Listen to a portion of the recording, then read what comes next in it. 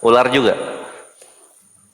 Kalau roh jahat yang daripada Allah ini ya hakikatnya ya orang yang mendengarkan firman Allah itu, atau orang yang yang memiliki tongkat Allah itu, atau orang yang memegang mungkin bekas potongan jubahnya atau sisa makanannya Mhm. ada pada seseorang itu, lalu dia merasuki Saul, entah dengan perkataan, entah dengan apa gitu. Jadi jahat gitu, menjadi jahat. Menjadi Si jahat. Saulnya gara-gara seseorang yang menyalahgunakan kekuasaan Allah itu. Roh Menyalahgunakan Allah, kekuasaan. menyalahgunakan, ya Panjang banget. menyalahgunakan kekuasaan roh Allah atau pribadi Allah. Di situ Oke, kan dikatakan terakhir ya. bukan roh Allah, tapi Bukan roh Allah. Allah, Iya, tapi kan Allah. tadi yang sudah dikatakan Allah yang adalah firman dalam Yohanes 1 itu bukan pribadi Allah, tapi lebih kepada firman-Nya.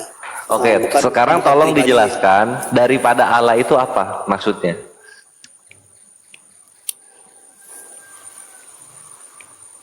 Dari Allah, bukan daripada. Iya, itu sudah. Roh jahat yang daripada Allah. Daripada Allah itu kan entah itu firman-Nya, entah itu tongkatnya. Roh jahat ini seseorang ini dia menjadi roh jahat. Padahal Menjadi tadinya roh jahat. dia adalah pelayan Allah, mungkin aja pelayan Allah, mungkin aja dia hanya ciptaannya, atau dia mungkin anak Allah, seperti ya mungkin dia anak Allah, salah satu anak Allah ya. Oke lah. Lalu dia menyalahgunakan Udah. kuasaan itu, Udah. Nggak lalu dia apa-apa, berkuasa apa atas namanya? Saul, gitu. Frans, harus belajar puas dengan diri sendiri gitu. Jadi nggak kepanjangan gitu. Harus belajar puas. Iya, siap. Gitu. Oke, berikutnya ada, kita lihat di 1 Raja 22 nomor 22. Roh dusta. Nah, apa itu roh dusta? Silakan Maryam. 1 Raja-Raja. Jadi Raja kalau 22 kita berbicara, ya. coba dibacain, Frans. 22 ya. Ya. Ini namanya 22 mengajari ayat anak berapa? didik. 22 juga. 22 ya. Tunggu, saya mau carikan lawan ini Pak Frans ini. Saya mau panggil Ibrani. Ah, cocok itu. Ini tentang Mika ya. Ibrani atau Pak? Ayub dong. Mika ini siapa ya, Mika ini? Ibrani Ini atau Pak iya, Toraja? ini. Ah, itu cocok itu. Kemudian tampillah suatu roh lalu berdiri di hadapan Tuhan. Dia berkata, aku ini yang akan membujuknya. Tuhan bertanya kepadanya, dengan apa? Jawabnya, aku akan keluar dan menjadi roh dusta dalam mulut semua nabinya. Nehe nggak ada kabar Nehe. Nggak ada kabar dia. Berarti Si iya, Frans jawabnya tertegun. Frans tertegun, yang Frans. menjawab Tuhan ini kan Hah? Mika kan ya? Yang menjawab Tuhan. Yang Mika. Tunggu. Saya baca di atas juga. Iya, Kata boleh. Mika, sebab itu dengarkanlah firman Tuhan. Aku telah melihat Tuhan sedang duduk di atas tahtanya, dan segenap tentara sorga berdiri di dekatnya, di sebelah kanannya dan di sebelah kirinya. Dan Tuhan berfirman, siapakah yang akan membujuk Ahab untuk maju berperang, supaya ia tewas di Ramot Gilead? Maka yang seorang berkata begini, yang lain berkata begitu. Kemudian tampillah suatu roh, lalu berdiri di hadapan Tuhan. Ia berkata, aku ini akan membujuknya. Tuhan bertanya kepadanya, dengan apa? Oh, yang menjawab ini roh itu. Roh itu, suatu roh yang dilihat oleh Mika itu. Kemudian tampillah suatu roh, lalu berdiri di depan Tuhan. Ia berkata, aku ini akan membujuknya. Roh itu akan membujuk Ahab. Dengan apa? Tuhan bertanya. Lalu roh itu menjawab, aku akan keluar dan menjadi roh dusta dalam mulut semua nabinya. Dalam hal ini, roh yang dilihat oleh Mika itu akan menjadi roh dusta. Iya. Oke, nah jadi roh dusta itu Kan apa? roh dusta itu ya roh yang dibawa oleh si roh yang dilihat oleh Mika ini, yang berdiri di hadapan Tuhan. Roh itu kan berdiri, lalu berdiri di hadapan Tuhan. Roh itu berdiri, dia kan kalau dalam hal ini roh itu kan pribadi anak Allah, entah itu dia malaikat. Intinya dia roh lah, disebutnya roh, sosok. Kalau saya sih sebenarnya lebih ke roh itu lebih kepada pribadi seorang, masih status sebagai seorang anak, entah itu anak muda, anak remaja, entah itu anak dewasa. Intinya Anak manusia dia maksudnya? statusnya sebagai anak. Intinya roh itu, anak itu belum mempunyai anak. Nah, itu dia yang disebut roh. Anak itu belum mempunyai anak. Iya. Apa itu? Saya lebih kepada itu sih, mengenai roh-roh ini. Jadi dalam hal ini anak bisa anak-anak Allah, bisa disebut malaikat. Iya, roh ini tuh kan hakikat atau apa sih roh ini sebenarnya? Coba. Roh Kudus apa roh Kudus? Roh Kudus itu kan roh yang diberikan oleh Yesus. Ya, bukan diberikan, maksudnya yang menjalankan misi, yang menjadi Mesias tadi itu. Roh Kudus itu yang menjadi Roh Kudus Mesias. Itu Roh Kudus yang adalah firman Allah yang hadir yang ada dalam diri Yesus. Oke, Lalu, jadi Roh Kudus itu firman kuasa Allah. itu, iya. Kalau roh maksudnya, dusta, kan tadinya kan Roh Kudus itu kan ada dalam diri Yesus waktu dalam kandungan. Ada Roh Kudus itu kan berasal dari firman Allah yang menjadi manusia Yesus. Nah, lalu kuasa firman dalam diri Yesus itu diberikan lagi kepada Roh Kudus, begitu maksudnya. nah iya, Yang lu menjadi Mesias. yang gue tanya itu Roh Kudus itu apa? Bukan Roh Kudus itu sejarahnya, hikayatnya Roh begini. kebenaran. Roh Kudus, nah roh kebenaran itu apa? Dia roh atau orang? Atau malaikat? Atau iblis? Dalam hal ini dia Apa? kan sosok sebuah Sosok apa? pribadi. Sosok dari sama apa? seperti Pribadi Allah. dari apa? Kalau roh Allah kan itu kan berarti pribadi Allah. Nah, pribadi Allah itu Roh Kudus apa? Pribadi yang kudus. Pribadi yang kudus dari siapa? Dari Allah. Jadi Roh Kudus itu Allah. Dalam hal ini dari Yesus. Kalau Roh Kudus itu dari Yesus. Kalau Yesus dari Allah, dari firman Allah. Jadi Roh Kudus itu Yesus. Firman yang tadinya Tadinya Yesus. Lalu Iya, kemudian Mesias. menjadi Roh Kudus. Mesias. Oke. Nah, kalau roh dusta, Lalu ketika dia menyerahkan jabatan itu kepada roh kebenaran, Jangan panjang-panjang bro. jadilah dia Roh Kudus. Pendek-pendek aja. Gitu. kalau roh dusta, Ya, kalau roh dusta ini yang berasal dari roh yang menghadap Tuhan tadi, itu yang dilihat oleh Mika. ini jenis rohnya Bukan sama gini. atau beda? Roh Kudus sama roh dusta ini, jenis rohnya sama nggak? Beda. Mereka berasal dari anak Allah, lebih kepada anak Allah, roh-roh itu. Frans. Menurut lo Anak Allah dalam definisi hal roh, ini Frans, lo maksudnya yang gini, dicipta. biar nggak panjang gini bro. Definisi roh itu menurut lo gimana gitu lo? Jangan lo jangan bayangin lo roh itu berbentuk dia ini gitu. Kalaupun dari Allah gitu. Oke. Roh-roh ini Definisinya roh itu dulu gitu loh. Saya lebih kepada anak-anak Allah sih.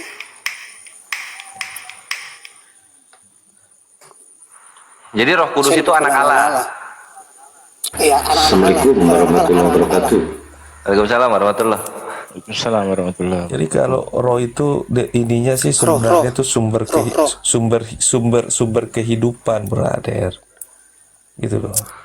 Oke, kalau roh itu sumber kehidupan ya. Tunggu. Roh sumber kehidupan. Iya.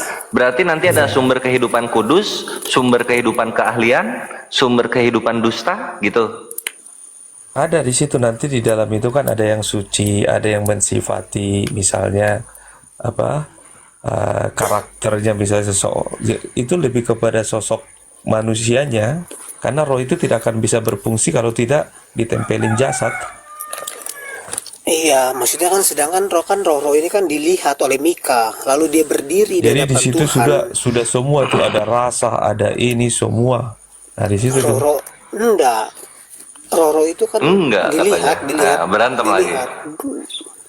dilihat oleh Mika, lalu dia berdiri di hadapan Tuhan, Loh, lalu dia saya nggak tahu. menjawab Tuhan bahwa dia akan menghina Ahab. Nah, jadi saya tentang roh-roh ini, lalu roh apa segala macam roh lah, roh-roh itu saya lebih kepada anak-anak Allah.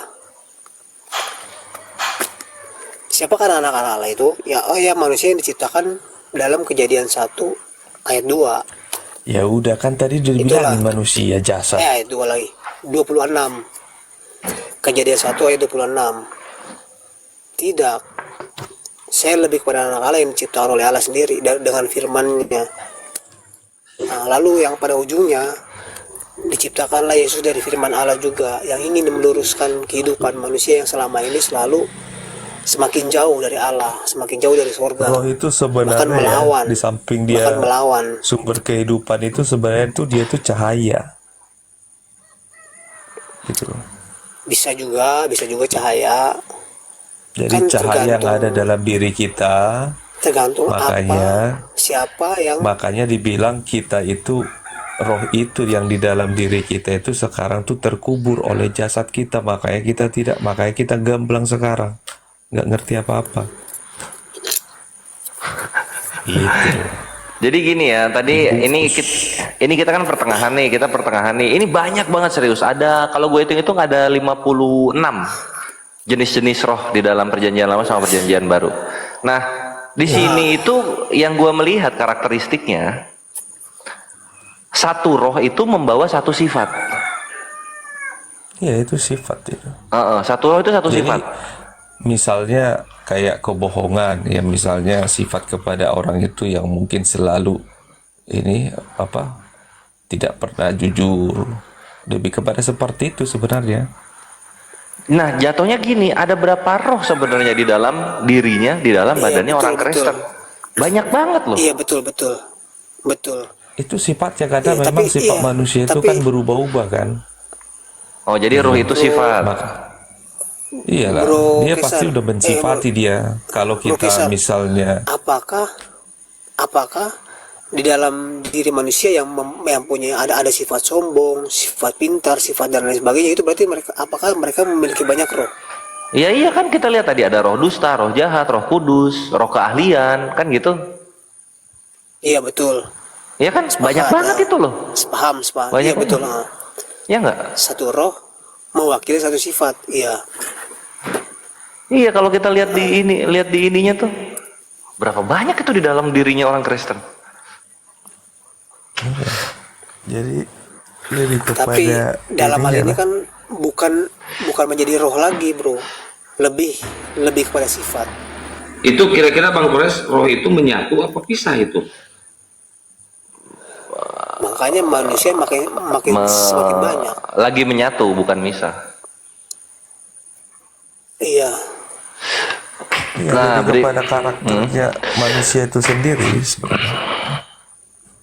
Akhirnya muncullah berbagai rasa. Rasa inilah, rasa itulah.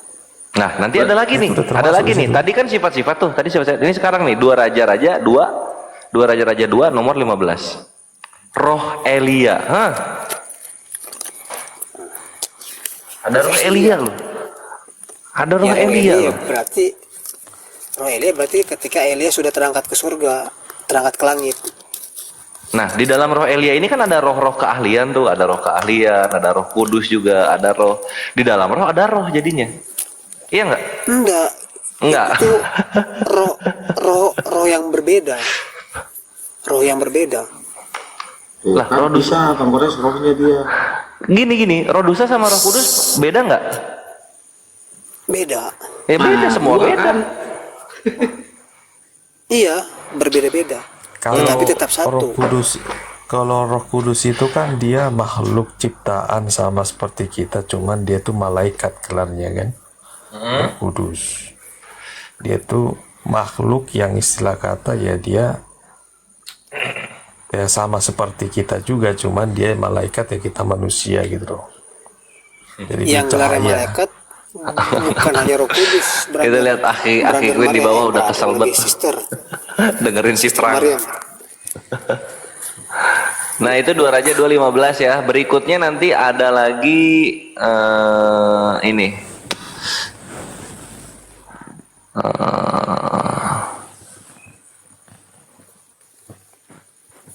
Amsal 20 nomor 27. Roh manusia. Waduh.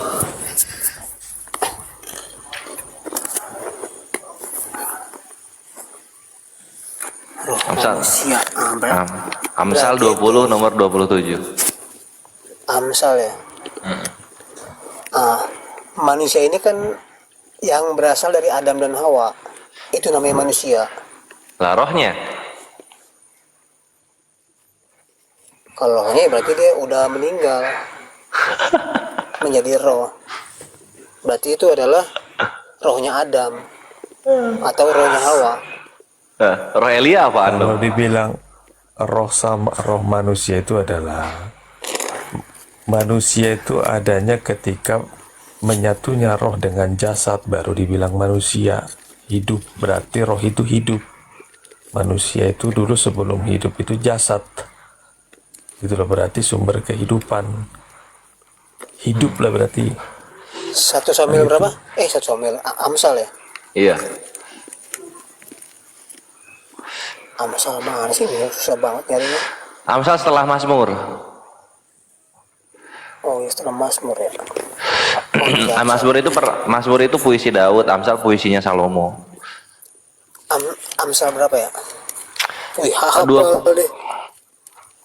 Lo iyalah buset tiga. Makanya gue mantap Islam itu gue udah pelajari Bible. Amsal 20 nomor 27. 27.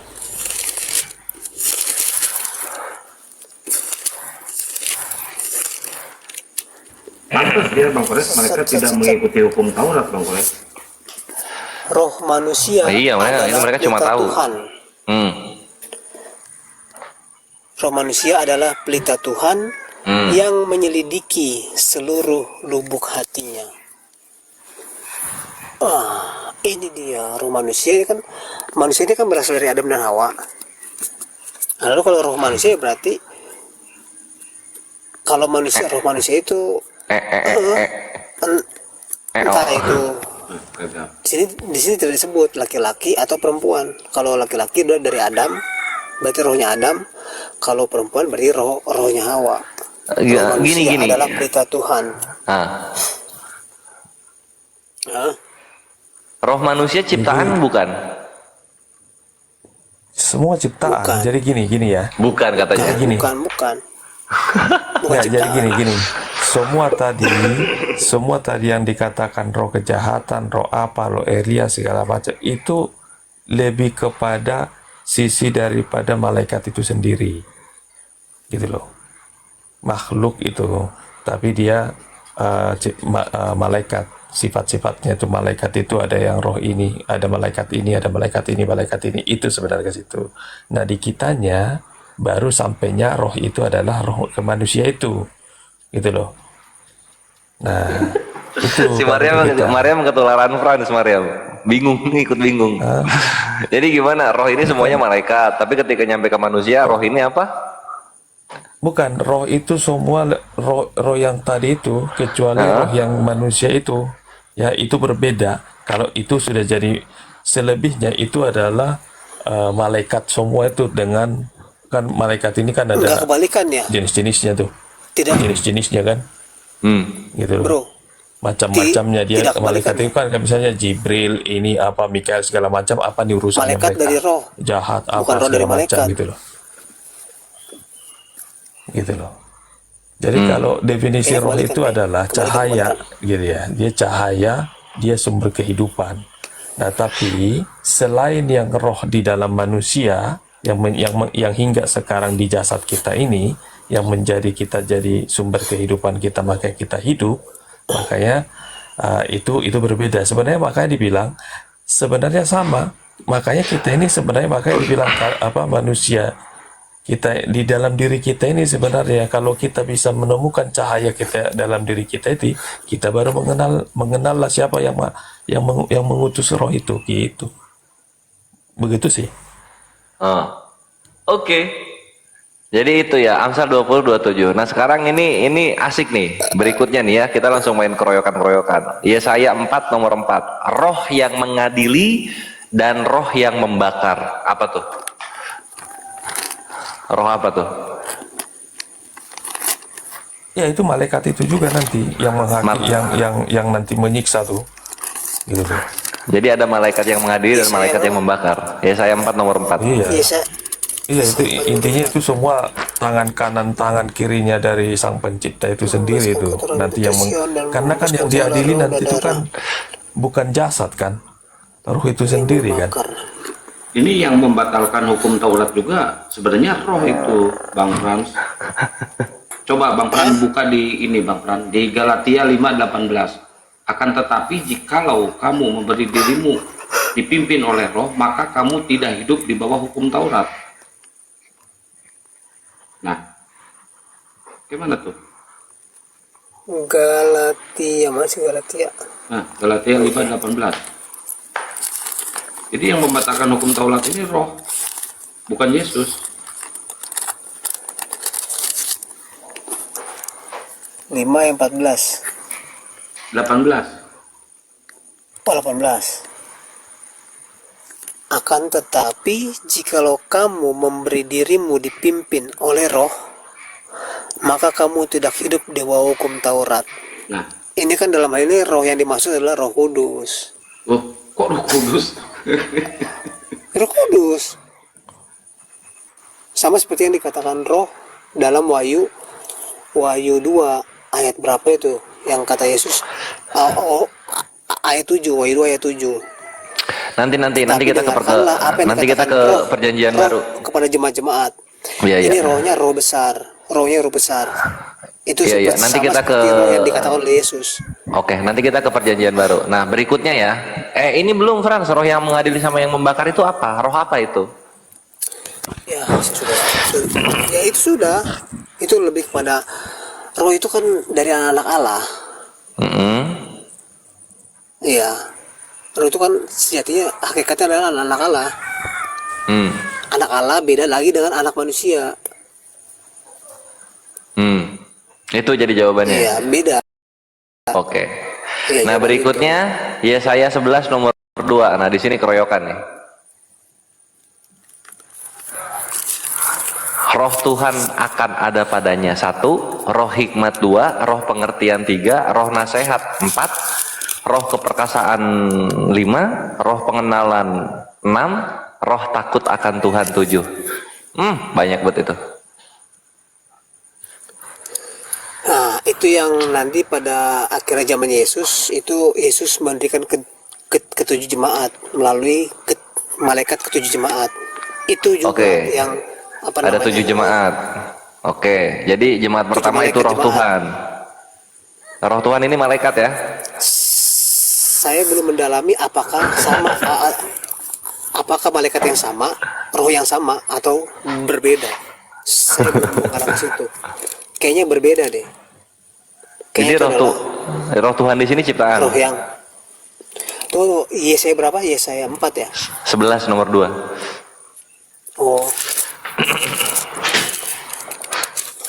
Ada 7 jemaat, masing-masing jemaat 1 roh gitu. Nah, di sini ada roh Tuhan nih. Kayak mana tuh? Alhamdulillah. 11 ayat 2. Roh Tuhan akan ada padanya. Roh Tuhan dalam hal ini kan tunas Daud, berarti kan yang dimaksud adalah Yesus. Iya, Yesus roh Tuhan ini akan ada, iya Yesus. roh hikmat dan pengertian. Padanya. Roh hikmat dan pengertian. Roh nasihat dan keperkasaan. Roh pengenalan dan takut akan Tuhan. Yesus takut akan Tuhan. Ya, kesenangannya ialah takut akan Tuhan. Iya, bukan. Kita belum bilang Yesus. Kita bilang roh itu. Tadi Yesus katanya. Tuhan. Tadi Yesus tadi di awal. Padanya. Langsung Ya, balik iya. lagi ke Kan dulu, tapi kan namanya belum Yesus, belum bernama Yesus. Roh Belum bernama Tuhan Yesus. akan ada padanya, nyanya ini kan Yesus. Oke. Roh Tuhan Nanti di akan dalam- ada padanya, Oke. ada padanya, nyanya ini kan Yesus. Oke, Nah, nanti lalu di apa? dalam Yesus ada roh hikmat dan roh pengertian. Di dalam Yesus, iya. Oke.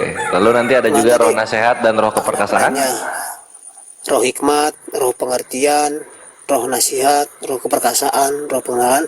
Itulah nanti yang dalam kitab Wahyu dikatakan seorang makhluk yang berkepala bertanduk 7.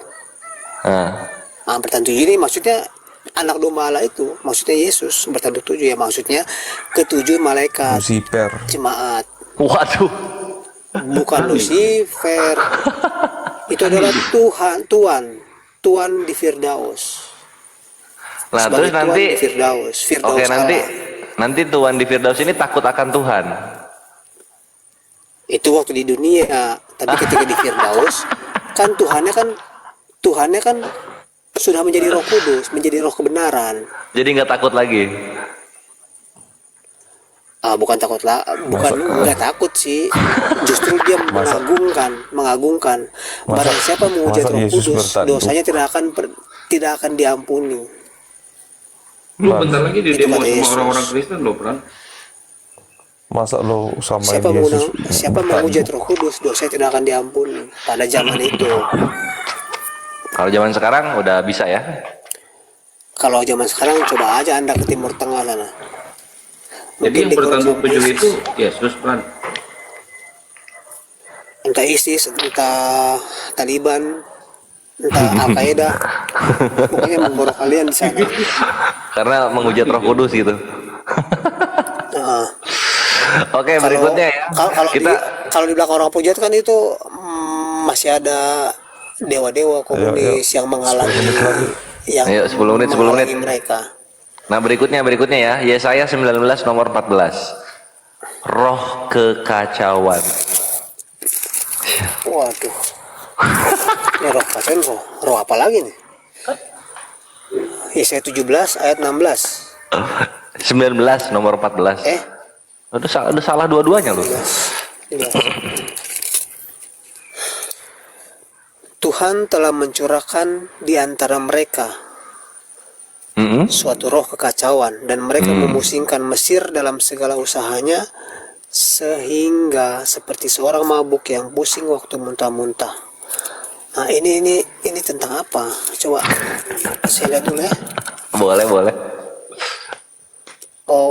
Ucapan ilahi terhadap Mesir itu sudah terjadi, sudah masa yang lalu itu. Apa yang masa yang lalu itu? Di antara masa yang lalu, masa waktu zaman Musa.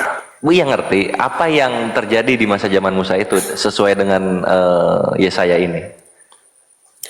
Tuhan telah mencurahkan di antara mereka suatu roh kekacauan, dan mereka memusingkan Mesir dalam segala usahanya, sehingga seperti seorang mabuk yang pusing waktu muntah-muntah. Itu kan Tuhan kan mengacaukan Mesir gara-gara ketika Tuhan ingin meminta bangsa Israel keluar dari Mesir, tapi tidak diberikan. Tuhan itu murka. Akhirnya Tuhan memerangi Mesir. Pertama-tama dengan menenggelamkan sebagian Mesir ke itu, lalu Musa juga berperang juga. Musa dan pengikutnya berperang. Ketika Musa mengangkat tangan, itu umat Israel menang. Tapi ketika Musa menurunkan tangan, umat Israel kalah. Nah, itulah roh kekacauan yang ada dalam Musa. Jadi roh kekacauan itu Musa. Iya. Oke. Ini orang bukan roh ya. Kan di zaman Yesaya dibilangnya, dia bilangnya roh kekacauan. Siapa yang mengacaukan? Ya Musa. Kalau Musa siapa? Dari Tuhan. berarti Maryam benar dong ketika kalau roh kekacauan itu adalah Musa, maka roh kebenaran itu adalah orang, kan gitu? Roh kebenarannya itu ya Roh Kudus. Dipilih-pilih gitu ya. Ini roh ini ada yang orang, Itu roh yang satu lagi ada yang sosok. roh kebenaran itu Roh Kudus yang adalah tadinya itu Bapa di surga yang memberikan kitab puluhan kitab Berarti roh kepada itu anak domba tergantung yang adalah Yesus. kebutuhan ya Pak Pran? Pak Pran, roh itu tergantung bukan kebutuhan ya? bukan tergantung kebutuhan sih. Maksudnya akan apa nih?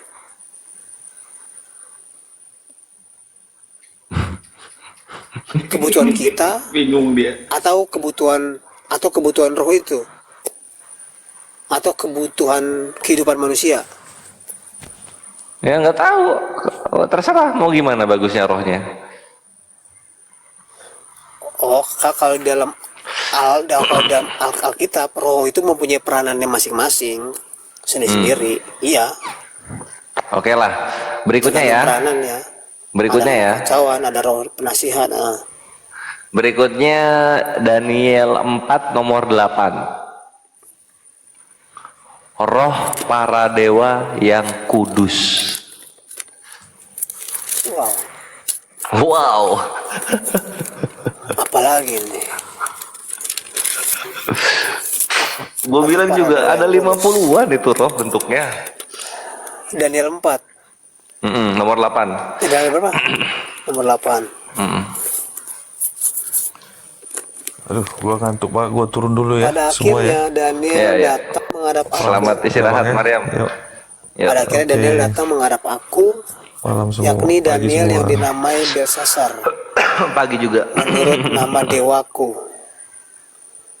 yang penuh dengan roh para dewa yang kudus. Lalu kuceritakan kepadanya mimpi itu. Nebukadnezar meninggikan diri dan direndahkan. Oh, ini tentang Nebukadnezar. Iya. Oke. Terus apa itu roh Pada para kali dewa Daniel yang kudus? datang menghadap aku.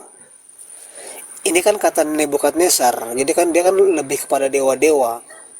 Kalau Daniel kan lebih kepada Tuhan. Nah, itu saya baca dari ayat 4 ya. Boleh.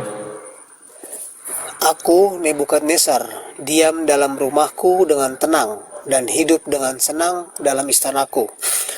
Lalu aku mendapat mimpi yang mengejutkan aku dan khayalanku di tempat tidurku serta penglihatan-penglihatan yang kulihat menggelisahkan aku.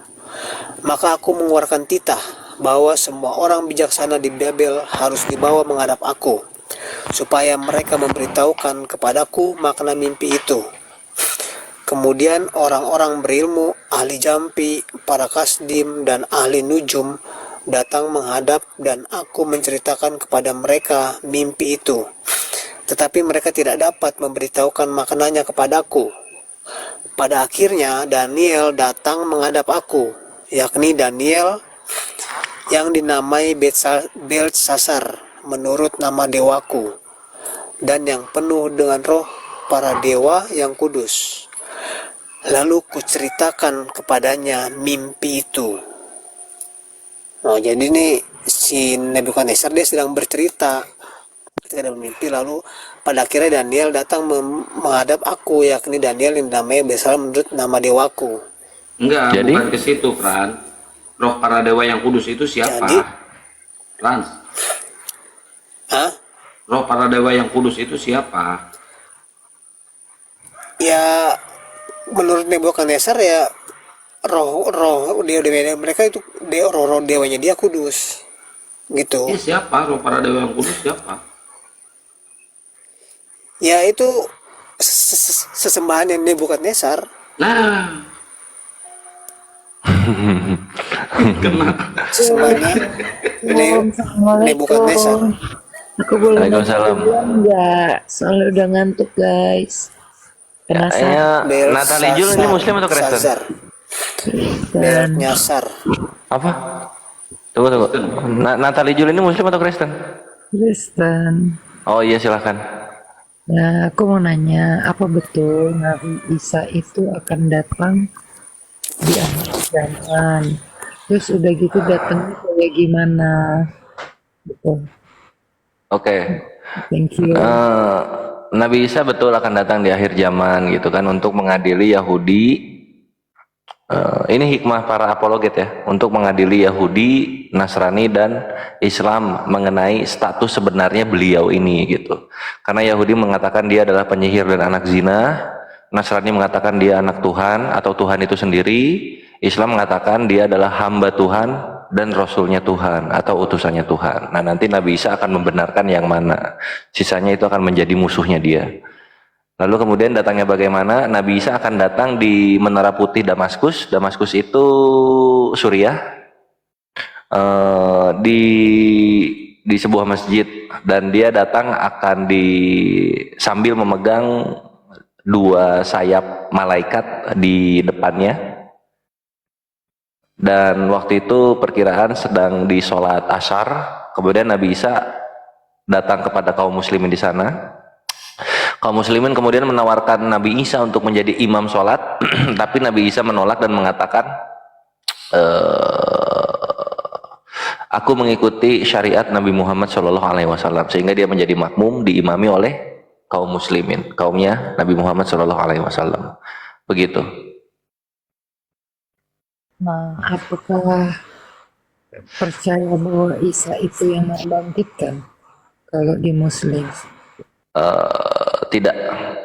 Nabi Isa pun dia berdoa kepada Allah Azza wa Jalla sebagaimana doanya Nabi Yahya, bahwa dia berdoa kepada Allah, semoga dia diberi keberkatan di waktu dia dilahirkan, di waktu dia diwafatkan, dan di waktu dia dibangkitkan. Nabi Isa yang dibangkitkan itu, bukan dia yang membangkitkan.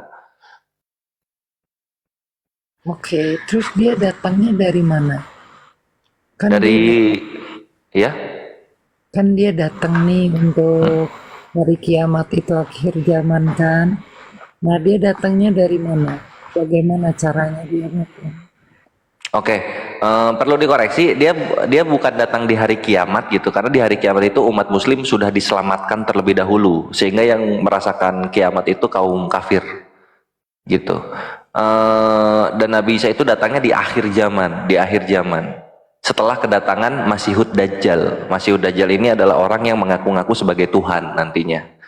Nah, Nabi Isa datang sebagaimana yang gue jelaskan tadi, dia datang caranya itu dengan menggandeng sayap dua malaikat yang ada di depannya. Jadi dua malaikat di depan, Nabi Isanya itu di belakang, memegang kepada sayap malaikat tersebut. Lalu Nabi Isa datang dari mana? Nabi Isa datang dari langit kedua, bukan dari surga. Nabi Isa datang dari langit kedua. Itu. Dalam Islam langit itu lapisannya ada 7 atau tingkatannya ada 7. Gitu jawabannya. Langit itu yang dimaksud Firdaus apa itu? Langit itu nggak dimaksud lagi, langit itu langit. Nah, langitnya yang di mana? Langitnya di tingkatan yang kedua gitu. Kalau Firdaus adalah surga tertinggi di atasnya langit. Surga tertinggi di tingkatan surga yang ada 100 di dalam Islam namanya surga Firdaus, Jannatul Firdaus. Jadi beda lokasi dan beda derajat. Oke, balik lagi ke yang pertama ya. Boleh. Menurut Muslim, yang harus dipercaya yang mana tadi antara 3 pilihan itu? Yang bisa akan menyatakannya itu, yang akan menjawab. Nah, kalau untuk Muslim sebelum Isa menjawab itu yang harus dipercaya yang mana? Kami mengimani sebagaimana testimoni Nabi Isa alaihissalam dalam surah Az-Zukhruf ayat 64, Innallaha huwa rabbi wa rabbukum fa'buduh hadzal siratal mustaqim.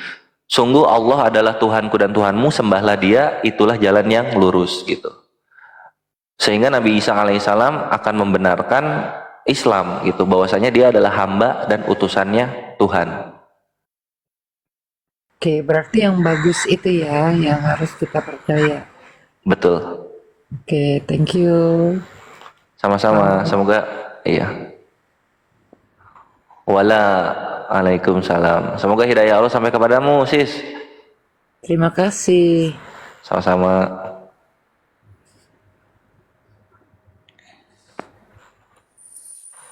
Keren tuh jawabannya. Oke, brother. Boleh saya bertanya? Bentar, Bang Pran, bentar. Keren jawaban Oh Bang iya, Pran. silakan. Barusan nggak dengerin kan? Itu masalah roh ini, roh apa namanya? Roh dewa-dewa yang kudus itu siapa itu? Jawab dulu pertanyaan Bang Pran itu. Ya, dewa-dewa yang kudus kan dewa-dewa yang agung menurut sesembahannya si Nebukadnezar. Ya siapa itu namanya? Hah? Ya tanya sama Nebukadnezar lah. Loh. Emang yang kudus di Kristen siapa Tanyain. aja? Yang kudus di Kristen siapa Hah? aja? Yang kudus di Kristen siapa aja? Yang kudus Hmm. di Kristen. Hmm. Kalau di Kristen sih ada santo-santo, Hmm. ada rasul-rasul. Hmm. Kalau malaikat mah jangan ditanya, ya pasti kudus malaikat. Hmm. Ada malaikat, Hmm. ada siapa lagi ya? Ya itulah santo-santo, rasul-rasul, yang malaikat. Itu Terus kenapa itu? yang kudus. Terus kenapa itu dewanya bisa kudus? Ya kalau itu tanyakan sama Nebukadnezar. Duh, bukannya Apakah- tanya ke Bible? Apakah dia ingin membuat tandingan surga atau bagaimana gitu? Ah itu kan Itu menurut ayat itu Bang Kures untuk siapa sih? Bang Kures? Nebukadnezar. Nebukadnezar ini kan jadi kan Iya, jadi itu Daniel dikasih nama Belshazzar yang artinya tuh apa namanya roh para dewa-dewa yang kudus gitu. Jadi apa namanya kalau misalnya mau ngambil hikmahnya Frans, ternyata orang-orang pagan terdahulu pun mengenal Roh Kudus versi mereka kan gitu. bagi mereka itu kudus. Walaupun belum tentu kudus. Kan dia pada akhirnya Daniel datang menghadap Nebukadnezar, Iya. yakni Daniel yang dinamai Belshazzar menurut nama dewaku. Nah, jadi si Daniel ini dinamai Belshazzar sama Nebukadnezar. Belshazzar ini itu nama dewanya Nebukadnezar. Oke. Iya. Dan yang penuh dengan roh para dewa yang kudus. Jadi nama Belshazzar ini, namanya Belshazzar itu penuh dengan para dewa yang kudus. Jadi Belshazzar ini bisa dibilang raja lah, raja para dewa yang kudus. Nama Belshazzar. Jadi si Daniel ini diberi gelar nama dewa yang kudus. Nama dewa yang kudus dari Nebukadnezar begitu. Nah, jadi Nebukadnezar itu mempunyai iman yang mirip dengan Kristen, di mana dewanya dia percayai ada Roh Kudusnya, gitu.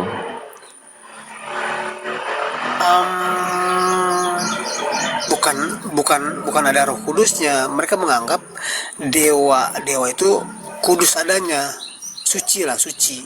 Roh para dewa yang kudus. Iya.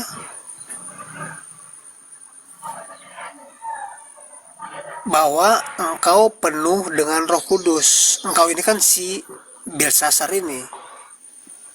Kenapa roh para dewa yang kudusnya dihilangin? Roh para dewa, dewanya punya roh. Dewanya kudus, kan gitu. Iya. Kan Belshazzar ini kan nama dewanya Nebukadnezar. Ada Belshazzar. rohnya nggak? Ada rohnya nggak? Namanya dulu. Nama ini kan biasanya nama dewaku. Nama dewanya Nebukadnezar. Dan yang penuh dengan roh. Yang penuh dengan roh para dewa yang kudus. Nah, jadi nama Belshazzar ini itu penuh dengan nama roh para dewa yang kudusnya Nebukadnezar. Ya, jadi dalam nama Belshazzar ini itu nama Belshazzar ini dia mempunyai kepenuhan roh para dewa yang kudus. Nama Belshazzar. Ya Jadi, ngomong Nebukadnezar kan. dengan kata iya, dengan kata Artinya lain, Nebukadnezar mengimani bahwa dewa-dewanya ada rohnya. Ya nggak? iya. Mantap. Nah, itulah maksud gua. Heeh. Dah, mau nanya Mungkin apa tadi? dalam hal ini dia ingin melawan Allah apa? Kan Melawan. iya. Nebukadnezar nggak tahu Yahweh, nggak tahu. Dia nggak tahu. Karena Dia- Yahweh hanya dikenal oleh Dia nggak Israel. sadar, dia blunder Bukan dari Yahweh. tadi nggak sadar dia. Yahweh itu beda lagi. Iya, dia Yahweh itu kan gini Tuhan, maksudnya. Bapak. Bukan gini. Nebukadnezar itu nggak tahu mengenai Tuhannya Daniel. Karena Tuhannya Daniel tidak pernah memperkenalkan dirinya selain kepada bangsa Israel saja. Heeh. Ya kan? Gitu. Iya, Jadi secara betul. nggak sadar, Bagi secara bangsa nggak Israel. sadar, jadi secara nggak sadar, Nebukadnezar itu bukan mau melawan, ya memang keimanannya begitu dari kecil. Mereka menyembah dewa-dewa dan dewa-dewanya ada roh, gitu. Iya. nanya. Berarti si Nebukadnezar ini dia berasal dari manusia. Dari manusia. Iya, yang akhirnya mereka membuat kelompok sendiri sehingga kelompoknya ini tuh kadang-kadang tuh apa namanya menyebabkan rencana Allah itu menjadi terhalang gitu, Gini, friends, menjadi tidak gitu. berhasil, menggagalkan Bukan. gitu. Ini konsekuensi ketika Tuhan cuma berfirman ke Israel gitu loh. Ya nggak? Sebenarnya bukan konsekuensi juga sih, karena kan Lah, dalam hal ini kan Nebukadnezar sebenarnya Nebukadnezar kan digerakkan oleh Tuhan, hatinya digerakkan oleh Tuhan untuk menindas bangsa Israel. Ya tapi Nebukadnezar ini ngerti nggak kalau Tuhannya Israel ini Tuhan buat dia juga, ngerti nggak dia? Dia tidak tahu. Ya itu dia gitu. Dia Kenapa tidak ngerti. tahu? Kenapa dia tidak ngerti dan tidak tahu? Ya karena diberitakannya hanya untuk Israel. Tepat sekali gitu. Itulah kenapa gue bilang konsekuensi. Bukan untuk seluruh bangsa. Kalau untuk seluruh bangsa si Nebukadnezar ini Oke. pasti tahu kan. Iya. Nebukadnezar sebenarnya dia punya saingan. Duh, Dia punya Kemana saingan. ini aja? larinya Mau kemana kemana ini? ini? Enggak. Parah anjir. Dia Ini di umpan yang lambung akhirnya ini. dia yang akhirnya bukan, maksudnya dia punya saingan namanya Raja Ahasiweros. Saya mau larikan ke Anda ke Ahasiweros. Jangan. Esther. Ya. Jangan jadi bola dicapai gua Esther. asam lambung.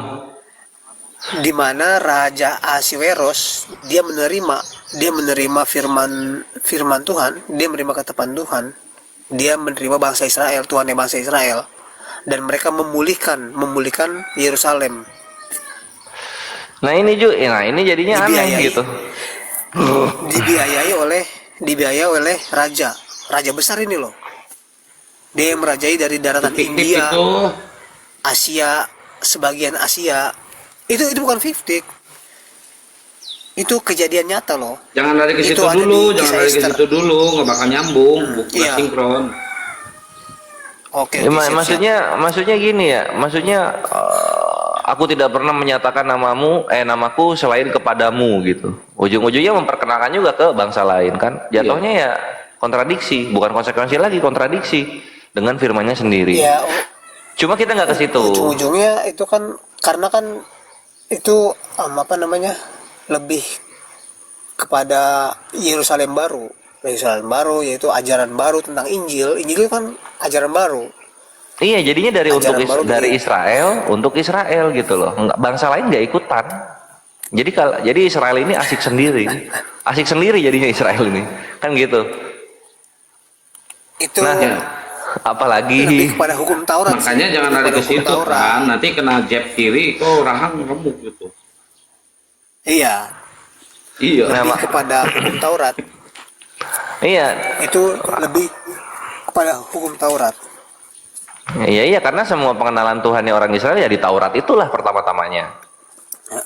Sedangkan Nah. tentang Injil sendiri kan Tuhan kan sebelum Injil turun, Tuhan kan sudah bernubuat bahwa dia akan mengumpulkan seluruh bangsa-bangsa di sekitar Israel. Mau ke situ, mau Bani dibawa ke Kedar. situ. Mau dibawa Kedar ke juga situ. termasuk, Waduh. yaitu Bani keturunan Ismail yang akhirnya mendiami tanah Arab. Ya, sekarang gini, kalau misalnya dibawa ke sana, Frans, kalau misalnya dibawa ke sana, ini kan Yesus ini kan menggenapi Taurat ya. Iya. Nah, Yesus ini menggenapi Taurat gitu, bukan menggenapi dunia. Lah Taurat yang make cuma orang Israel doang gitu. Yesus dikabarkan, kamu sudah diampuni. Menurut apa? Menurut dosa yang ada di dalam hukum Taurat gitu. Apa itu Taurat? Apakah itu bisa dimakan? Bukan, itu hukum Tuhan. Nenek moyang kami tidak pernah mendengar hukum Taurat. Kayak gitu kan. Gitu nanti kenanya. Hehe. Sebenarnya apa namanya? Itu bukan hanya kepada Israel, tentang Yesus ya, tentang Yesus. Itu Iya, Yesusnya kan untuk bangsa-bangsa. Kepada bangsa-bangsa gitu. Nah, ketika Yesus mengabarkan kepada bangsa-bangsa, kalian telah dibebaskan dari kutuk hukum Taurat gitu misalnya ya. Bangsa-bangsa kan di situ berargumen, apa itu hukum Taurat kan gitu.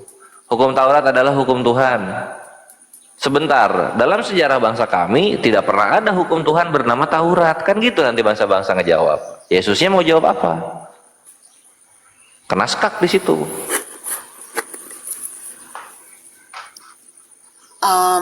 Dalam hal ini lebih kepada kerajaan Allah, lebih kepada surga kekal. Jadi semua bangsa itu ingin diajak oleh Injil, oleh Yesus. Iya, mau diajak untuk masuk dalam surga kekal, di mana tidak ada tangisan air mata, tidak ada penderitaan, tidak ada, pokoknya yang ada hanya kebahagiaan lah. Nah, bangsa-bangsa kan juga, gitu. bangsa-bangsa kan akan menjawab begini. Ya, contoh bangsa-bangsa juga akan menjawab begini. Contoh yang misalnya Konfusiusnisme, Konghucu atau Hindu atau satu lagi apa Zoroaster gitu kan menjawab, Tuhan kami juga mengajarkan surga dan neraka kok. Kamu datang ke sini kapan gitu? Kan gitu jadinya. Dalam hal ini itu tergantung apa namanya? Ajarannya sih sebenarnya ajaran Hindu Buddha itu apa namanya? Lebih kepada pembentukan kehidupan karakter manusia yang harus berbuat baik, yang dia tidak boleh apa namanya gini aja Pran, biar ini biar nggak pusing kita, biar apa sih, biar asam lambung nggak kambuh kita Pran. Apa sih yang dijual di surganya Kristen Pran? Yang di surga yang mana nih? Kristen. Terserah, pokoknya surga Kristen ngejual apa? Kalau surga Kristen itu sebenarnya lebih kepada Roh Kudus. Lebih kepada Roh Kudus, di mana yang awalnya diperjuangkan oleh Petrus, Paulus, para rasul dan para murid untuk hidup kudus pada waktu di dunia ya, untuk hidup kudus. Dan nanti ketika Roh Kudus itu sudah masuk ke terangkat ke langit, ke surga kekal, nanti dia akan turun lagi kedua kalinya untuk mengajak para rasul, para murid dan umat percaya pada zaman itu, dan semua orang yang percaya yang mau datang kepada Tuhan itu di Yerusalem itu akan diajak ke surga kekal, di mana tidak ada lagi air mata. Nah, seperti begitu. Emang Kristen, ada berapa surga sih? Surga Kristen itu. Surga Kristen emang ada berapa sedangkan surga? Kalau yang Firdaus ini sebenarnya bukan surga Kristen. Yang Firdaus ini. Surga Firdaus siapa ini itu? Lebih kepada itu surganya dulu adalah tempatnya Adam dan Hawa. Itu surga siapa? Kalau bukan surga Kristen?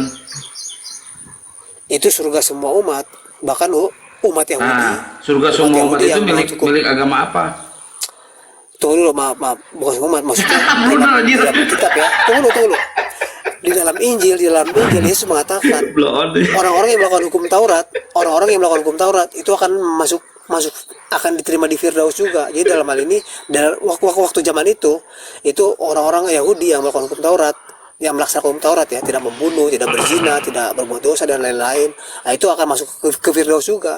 Jadi bukan hanya orang Kristen, bukan hanya orang Nasrani, bukan hanya orang Yahudi Oh, yang berarti penganut orang-orang Taurat, yang Hindu yang, juga masuk ya? yang berada Orang yang Hindu, akan orang berada Buddha. di Firdaus. Kalau soal itu tanyakan saja sama Yesus. Kalau soal itu Wih, tanyakan sama Yesus. mantap berarti ya. Iya. Kalau Itu jadi di konsepnya Alkitab, tuh apa ya? Baru datang di pertengahan, jadi susah. Susah ya. Anda datang Maksudnya ke Masjid nanti Al-Aqsa, di situ Anda masuk ke sholat di Masjid Al-Aqsa, Anda minta petunjuk. Yesus minta petunjuk. Isa minta petunjuk. Apakah umat Buddha, umat Hindu, Islam juga bisa masuk dalam Firdaus? Nah, nanti minta petunjuk di situ. Datanglah Masjid Al-Aqsa, berdoa di situ. Sholat Ada di sembahyang mana di sih? situ. Surga Firdaus itu letaknya di mana sih? Itu adalah Yerusalem. Oh, di Irak. Yerusalem. Bukan di Irak, di Israel, antara Israel dan Palestina. Ya berarti di tanah ya, di dunia ya. Iya di dunia, tapi kan dalam konteks kerohanian itu adalah tempat yang tertinggi dulu ya, waktu zaman apa namanya? Terus nanti yang Zaman kedua itu sekarang surga pun, Firdaus adanya di mana? Masih di Yerusalem. kalau yang surga itu surga kekal yang pertama dituju oleh Yesus, yang pertama adalah Mesias, lalu diserahkan kepada Roh kebenaran, kepada Roh Kudus. kalau lu bilang Nah, itu kayak namanya surga gitu, kekal, namanya kerajaan Allah. kami tuh Jadi sudah ditunjuki, Firdaus Fran. itu, Yerusalem itu, tunggu dulu, Yerusalem itu, Firdaus itu hanya sebagai pintu menuju surga kekal. Lobby lah ya. Surga kekal di mana tidak ada air mata. Kalau kita makan enak terus kita kekal selama-lamanya, makan gini-gini aja terus. Nah. Kita happy, kita Emang sama dialog daging-dagingnya nanti ikut ke sana, Frans? sambil dialog sambil makan enak. Frans, sama Ya, daging-dagingnya ya, kita nanti makannya. naik ke sana? Iya daging ayam, daging burung. Kalau babi enggak, ular enggak sana. Ini Kambing, hewan kebo, domba enggak gitu. Hanya makan daging burung doang.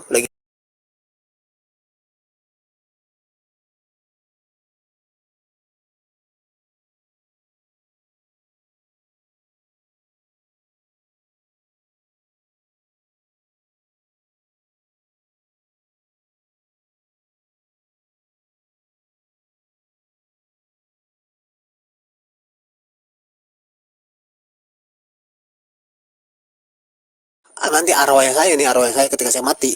Nah, saya Emang masuk ada surga roh bahasa kekal. Indonesia? Ada arwah, nyawa. Yang kayak gimana itu? Arwah nyawa itu di dalam diri setiap manusia. Baik Yang manusia namanya yang arwah sudah itu, punya anak, yang punya arwah Baik. itu kuntilanak, genderuwo, lowo ijo, membaik, buto ijo. baik manusia Apa yang statusnya sebagai anak, sebagai bapak, sebagai kakek buyut. Nah, itu kan mempunyai nyawa, mempunyai arwah. Nah, itu beda lagi dengan roh. Nah terus Kalau arwah roh yang statusnya gentayangan sebagai itu, anak. arwah yang gentayangan naik surga juga nggak? Kalau arwah gentayangan itu sebenarnya lebih kepada energi sih.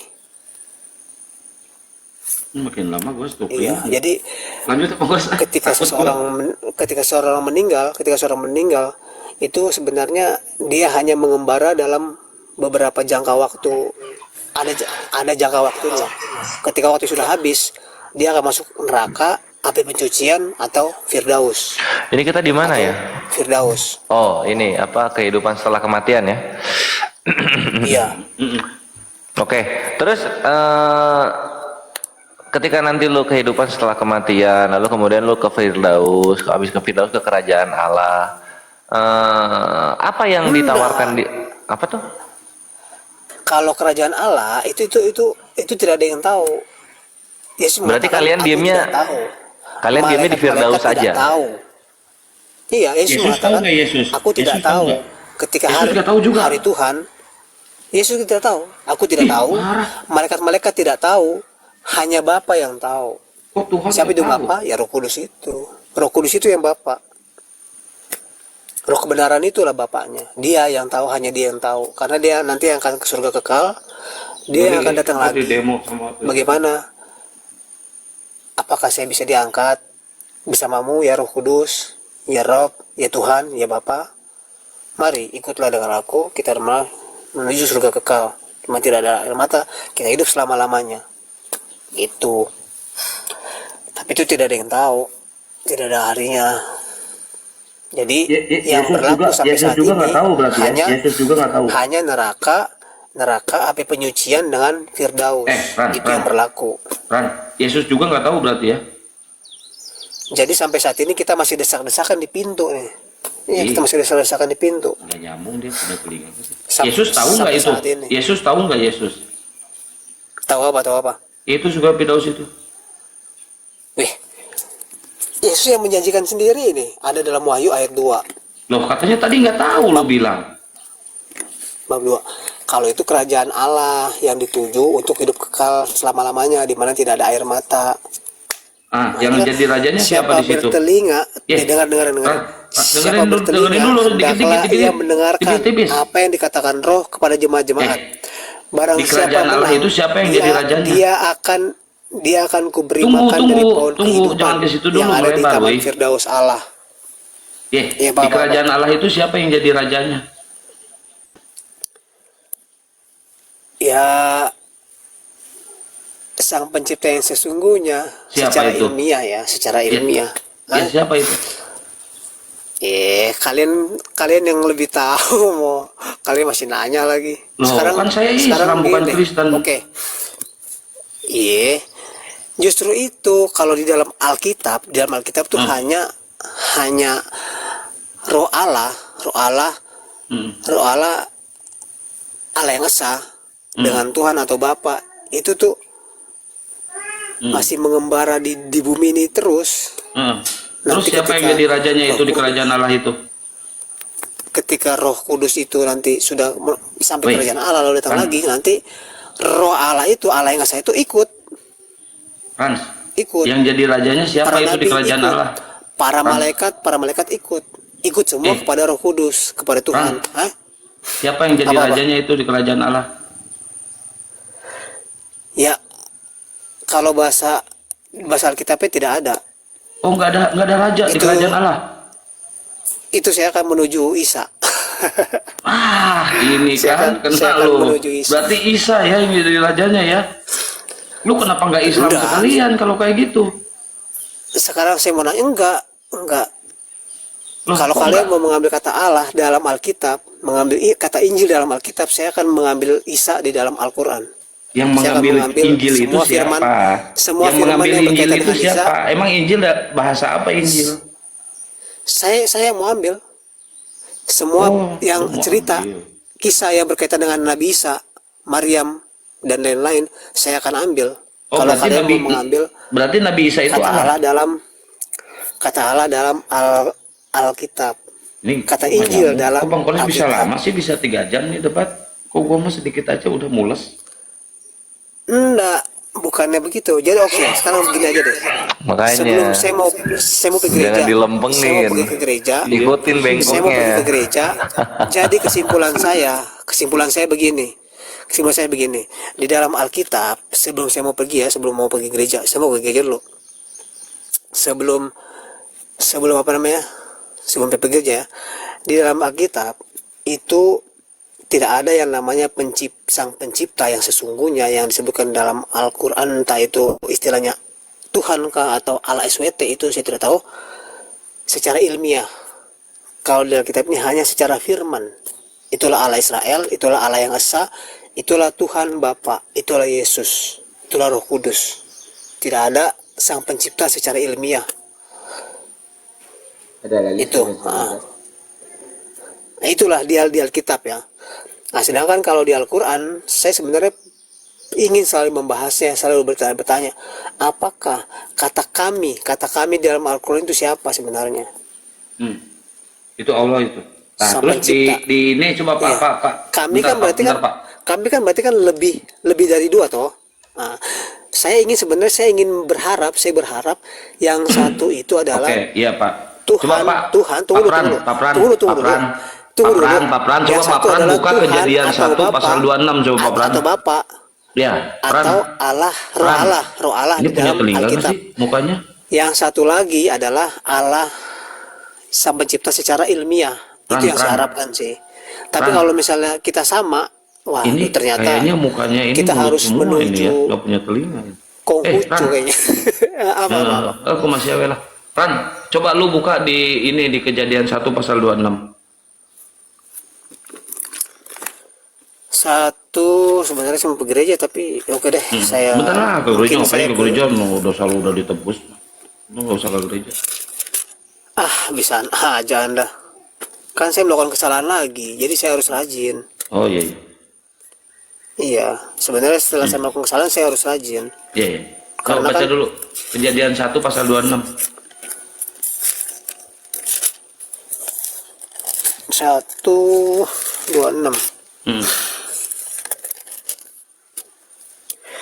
Berfirmanlah Allah, baiklah kita menjadikan manusia menurut gambar dan rupa kita. Nah, bentar. supaya Udah, mereka berhenti. berkuasa. Nah, kita itu siapa? Siapa aja tuh? Kita yaitu yang pribadi Allah, roh Allah dengan Tuhan atau Bapa. Ya, berarti kita itu roh Allah sama Tuhan Bapa. Tuhan atau Bapa. Berarti ada berapa oknum di situ? Roh Allah dan Tuhan atau Bapa, garis miring berarti- Bapa. Berarti ada berapa oknum? Dua. Ada dua oknum. Berarti Tuhan Bapa 2. Tuhan Bapa satu. Tuhan Enggak, atau Bapa Tuhan sama aja. Papan. Tuhan Kristen berarti ada 2. Kan di situ ada 2 oknum. Enggak, Tuhan yang satu. Kan Allah itu juga 2 satu. oknum itu. Coba kita itu siapa? Tadi balikin lagi. Dua oknum. Kan roh Allah dengan Tuhan atau garis miring Bapa itu kan berbeda. Jadi Tuhan Iya, berarti satu, ada berapa roh Allah oknum satu. itu? Ada berapa oknum? Dua. Ada 2. Tuhan Kristen ada berapa? Satu. Nah, kok itu ada 2 di situ? Satu. 1. Tapi di sini ada 2 oknum, tapi dihitungnya 1 gitu. Iya, Tuhan satu. iya. Ya udah suka-suka dulu lah. Di sini udah mau ajan, Bang Pres. Oke. Hah? Oke, saya muter dulu ya. Mau pergi ke gereja. Oh, hari Minggu ya? Jam berapa mulainya? Jam 8 sih. Oh, jauh ya gerejanya ya? Dekat. Paling sekitar 500 meter lah. 15 meter. Lu berangkat jam 4 apa bersih-bersih dulu? 700 meter. 700 meter berangkat jam 4. Maksudnya gimana? Di sana kan jam 4, di sini jam 6. Kan lu mau ibadah di gereja Kristen? Katolik. Oh, di gereja Katolik, bukan di gereja Kristen. Enggak, saya kan Katolik. Oh, jadi beda ya antara Katolik sama Kristen ya? Tata caranya beda. Tujuannya sama. Tata caranya beda. Mungkin tujuannya sama. Antara dia yang ke jurang atau saya yang ke jurang. Nggak bisa bareng dua-duanya ke sorga ya? Enggak, ke Firdaus dulu deh kayaknya deh. Yang lebih dekat. Kalau surga kejauhan. Nah, Pres dia nggak sadar ya kalau bundar dimakannya mama Iya. terus ya. Iya kan? Kalau surga kejauhan. Iya. Kayak mana? Lebih dekat ke Firdaus. Dia bahagianya begitu. Iya. Ngomong-ngomong, Bang Kores tinggal di mana, Bang? Jakarta. Jakarta di mananya? Saya juga lahir di Jakarta. Saya lahir di Warakas. Gue di mana ini Bisa ya? bisa. Saya lahir di Warakas di Rumah Sakit Santo Yosep. Oh, pindah kemana itu? Warakas itu kayaknya diambil dari nama Waraka deh. Waraka. Bukan tahu sekarang di mana? Ditambahin, Warakah bin Naufal, lu cocokmologi dari tadi kampret ah. ditambahin S sama Cangato. Iya. Sama Cangato ditambahin S jadi Warakas deh. Sebenarnya itu H bukan S. H bukan S. Ditambahin S jadi Warakas.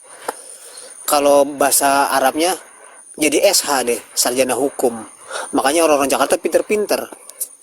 Iya, apalagi kalau soal menghukum. Pinter-pinter mereka itu. Pinter-pinter tapi bader-bader. Kalau dibilangin ngeyel, ngotak. Pran, lu kerja apa sih Pran sehari-hari Pran? Oh, saya kerja di hotel sebagai cleaning service. Bagian ngoci apa? Ngoceh apa resepsionis? Cleaning service. Oh, cleaning service. Kayaknya lu ngomel terus ya kalau bersih-bersih ya. Oh enggak. Pokoknya kalau ada yang salah, gue ngelawan. Soalnya kelihatan di sini lu ngomel aja terus kayak emak-emak kurang belanja. Ya sebenarnya kalau mau ngomel sih masih kurang sih. Itu kalau dari kejadian sampai kita wahyu itu bisa 3 hari apa seminggu tuh ngomelnya. 3 hari kayaknya deh. 3 hari tuh. Coba lu cek, Iya, lu iya, ngaca, iya. coba Pran, lu ngaca, coba lu ke cermin ngaca. Siapa tahu muka lu itu mulut semua, nggak ada hidung, nggak ada mata, mulut cuma mukanya. Itu yang itu perbedaan antara apa yang fana dan tidak fana. Itu saya pernah berdiskusi, berdialog sama kalian juga, membahas antara yang fana dan tidak fana. Ya, yang dituliskan itulah yang fana, yang tidak dituliskan itu tidak fana. Jadi itulah salah satu karakter Tuhan Allah Israel. Jadi ketika dituliskan hanya kakinya berjejak pada tanah, nah itu hanya kakinya saja yang fana, sedangkan hidungnya, mulutnya, matanya, Pran, lu di tidak proyek fana. pernah ini nggak Pran? Kepalanya Pran, lu di tidak proyek fana. di gereja pernah dapat proyek bikin patung nggak?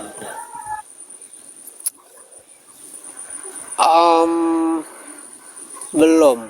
Kalau waktu dulu di sekolah prakarya pernah bikin patung. Patung Yesus. Bukan. Patung, saya waktu itu bikin patung ular kayaknya deh. Ular naga buat di Tahu. surga. Bukan. Saya bukan patung itu. Oh, saya bikin goa. Wah, apa lu Bikin bikin? goa, lalu bikin patung-patungannya dari lilin. Dari mainan lilin tuh, mainan anak-anak. Nah, dulu waktu masih sekolah kan, waktu masih SD, saya sering tuh, waktu masih SD. Main-mainan, bikin orang-orangan, patung-patungan. Itu patung yang di gereja lu yang bikin bukan? Hah? Bukan. Saya Siapa yang bukan bikin? tukang seni. Siapa yang Saya bikin? bukan seni patung. Itu yang bikin orang-orang tukang seni patung. Oh, orang tukang seni patung. Seniman. Bikin patung Yesus Iya. di gereja. Bikin patung Yesus, bikin para santo, bikin patung Maria. Terus lu patung ibadah, malaikat. terus lu ibadah ngadap patung itu enggak? Nggak ada patung. Berarti ibadah lu ngadap patung Yesus ya? Nah, pada saat ibadah badan ngadap saya- patung Yesus, ibadah lu sesembahan lu siapa di situ? Ya Yesus. Ke patung itu. Enggak, bukan ke patungnya, lebih kepada Yesusnya. Jadi kan ketika saya menghadap, badan saya di tubuh saya menghadap, tapi jiwa saya, hati saya, pikiran saya, itu semua tidak kepada patung itu, Tapi mata- kepada Yesus. Ya, tapi mata fokus Yang ke patung sedang- ya. Yang sedang mengawasi Firdaus. Ya, tapi mata fokus ke patung itu ya. Mata enggak, hanya badan aja, badan ke situ, tapi Oh, mata saya mata kan ke belakang gitu ya. Badan ngadap ke situ, mata ke belakang gitu. mata saya merem. Oh, merem. Mata Iya. merem, badan ngadap ke situ. Ya, pada saat merem itu Itu- yang dibayangin apa pada saat merem? Yesus. Ya, patung itu. Bukan patung itu, Yesus yang sedang mengawasi Yerusalem di sana itu di Firdaus. Aing sholat dulu biar aing mah kores. Sholat dulu saya mah kores. Sebenarnya sama aja sih dengan kalian. Hanya apa namanya, saya agak sedikit keberatannya gitu kalian menciumnya gitu. Mencium Kali apa tuh? mencium Hajar Aswad.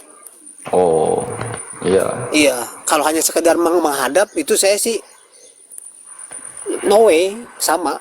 Hanya sekedar menghadap, tapi jiwa kita, pikiran kita, roh kita itu kepada Allah Subhanahu wa taala, Sang Pencipta sesungguhnya secara ilmiah. Nah, gitu.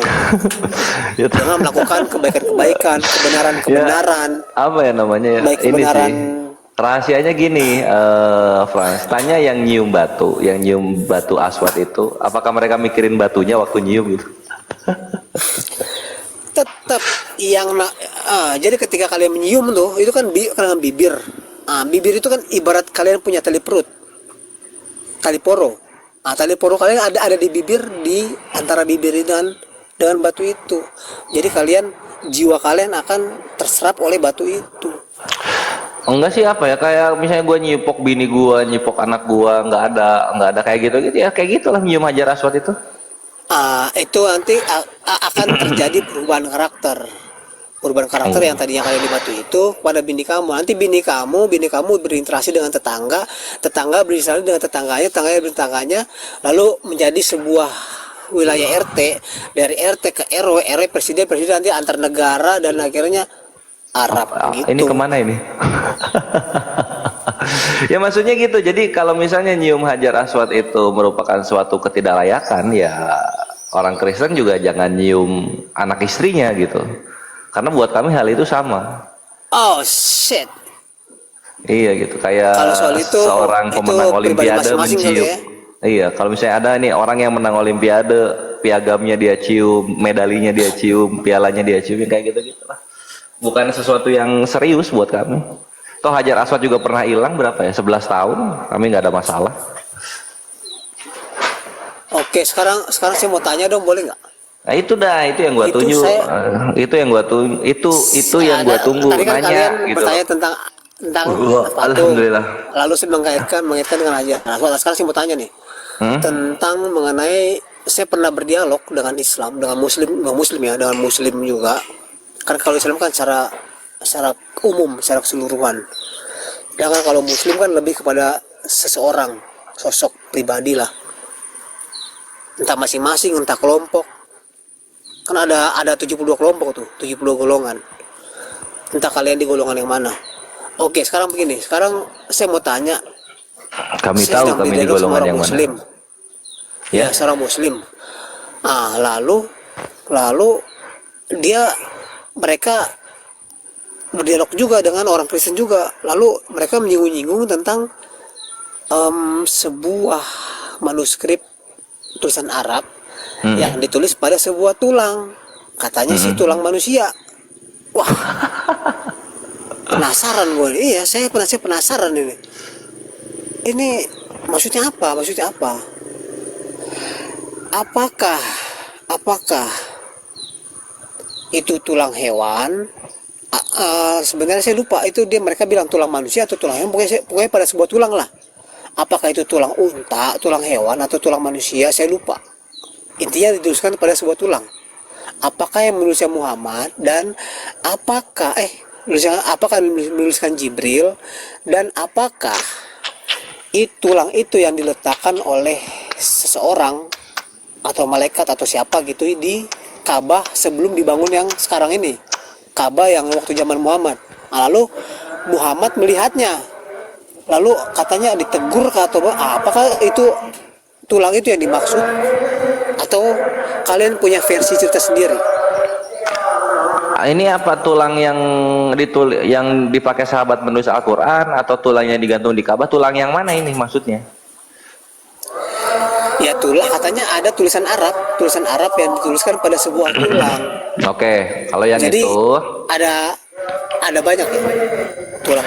ya, kalau tulang itu tulang gibas namanya. Jadi gibas itu sejenis domba yang ada di Arab. Nah, tulang gibas ini itu digantung di Ka'bah. Tulang gibas apa ini kok sampai digantung di Ka'bah? Itu adalah tulang seekor hewan ternak yang menggantikan Nabi Ismail alaihissalam dari kurban sembelihan yang merupakan ujian Nabi Ibrahim alaihissalam gitu. Diganti dengan gibas, lalu kemudian gibas tersebut disembelih, tulangnya digantungkan di Ka'bah. Tapi sekarang udah nggak ada, udah hilang gitu. Dan itu ada memang tulisan-tulisan Arabnya gitu. Oh, bukan bukan tulang yang di ada seorang yang taruh di situ lalu ditegur oleh Nabi Muhammad, terus akhirnya terjadi perselisihan antara Muhammad dengan para khilafah atau pengurus Ka'bah pada zaman itu, bukan ya? Bukan seperti itu kisahnya. Bukan, gua nggak tahu itu kisahnya yang mana. Yang gua tahu yang itu, yang Lalu, digantung di Ka'bah itu tulang gibas Nabi bekas Muhammad bertanya, sembelihan "Woi, Nabi Ismail. siapa yang taruh barangnya di sini nih?" Nabi Muhammad kan bertanya begitu. Bukan ya? Bukan, Oh, yang gua ya, tahu ya, ceritanya ya. bukan itu. Oke deh. Berarti kayaknya sebenarnya saya Ini ada bagaimana dahsyat. sih cara Salam satu batu, salam satu dildo dahsyat. Ya, salam satu batu? Wah, saya masih 35 aja nih. Ya, lalu udah kalau Franz, 657 kalau ada yang 1,50 Kak. kalau ada salam satu Apa-apa? batu, sebutnya salam satu dildo gitu. Oh, siap-siap. Satu dildo, Iya. bukan satu bodoh. Enggak, satu dildo. Nanti lu ngerti, nanti lu ngerti. Apa namanya? Apa tadi mau nanya apa lagi? Terus saya nanya, apa ya? Bagaimana sih cara meningkatkan koin? Kalau ini Mendekatkan kita koin apa poinnya? Meningkatkan. koin Karena itu saya ingin gift. Itu gift itu, bukan Oh, itu bukan gift lu ya? bukan lu ngapain terus ada di tingkah enggak gitu, itu gift. Kalau orang-orang menyukai argumentasi lu, orang-orang mendapatkan ilmu dari Iya. lu, terutama dalam dialog ini ya, mereka akan nyumbang gift, memberikan gift gitu. Ada juga yang mancing. Nah, kalau enggak jalurnya jalur entertainment gitu. Cuman kalau entertain di dialog lintas iman kan enggak nyambung. Iya, iya, iya.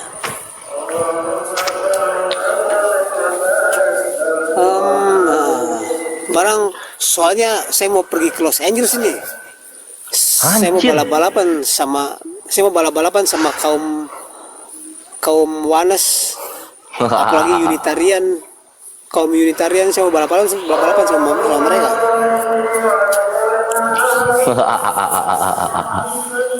Iya, saya mau balap-balapan sama mereka nih sampai di Los Angeles. Lo ada pertanyaan lagi nggak?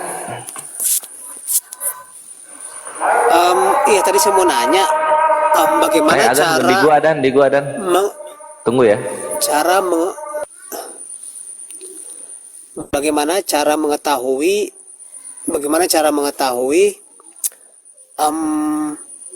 atau membandingkan persamaan dan atau perbedaan Al-Quran dari abad ke-7 dengan dengan 1924 abad 19 yang dibuat di Mesir.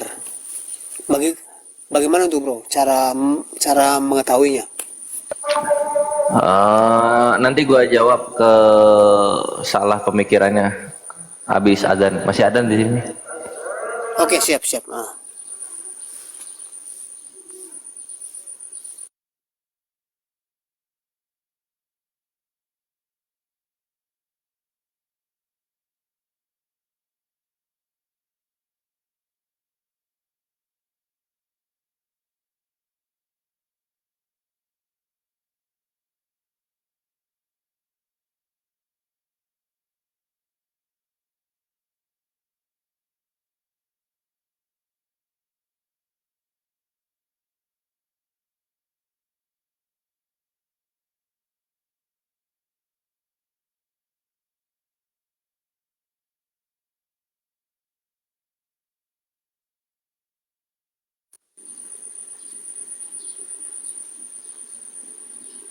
Oke, Bu Istar, saya mau turun dulu ya. Nanti kamu DM saya aja, saya sudah follow kamu itu. Sampai ketemu lagi semua. Shalom, salam sejahtera, assalamualaikum.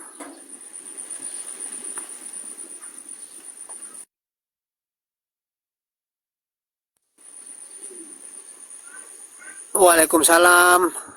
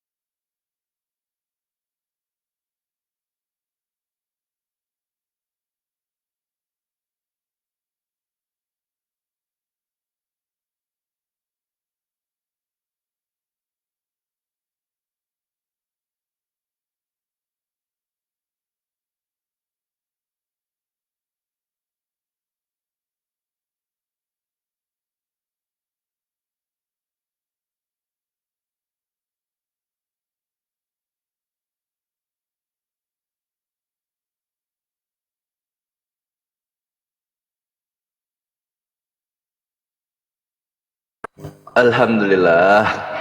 La ilaha illallah Muhammad Rasulullah sallallahu alaihi wasallam. Selamat pagi. Oh, selamat pagi, Bre. Selamat pagi ini. Tunggu ya. Tunggu.